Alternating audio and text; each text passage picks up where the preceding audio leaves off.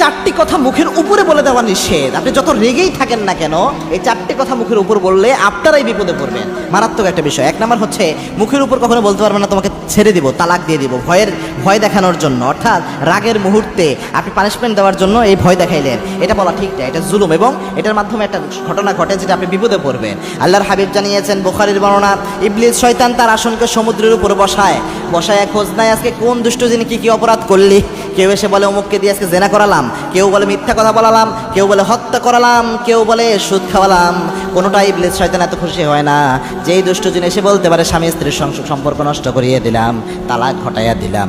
ইবলিস শয়তান সবচেয়ে খুশি হয়ে তাকে পুরস্কার দেয়, তারা পুরস্কার দিয়ে দেয়। এজন্য আপনি যখন রাগ করে মুখের উপর বলেন তোমার তালাক দিয়ে দিব, ইবলিস শয়তানের যত চেলা চামুন্ডা আছে দুষ্ট জিনরা দৌড়ানো শুরু করে ওই ঘরের দিকে, যে এইখানে একটা সুযোগ হতে পারে, এজন্য কোনো না কোনো ক্ষতি তারা করবে।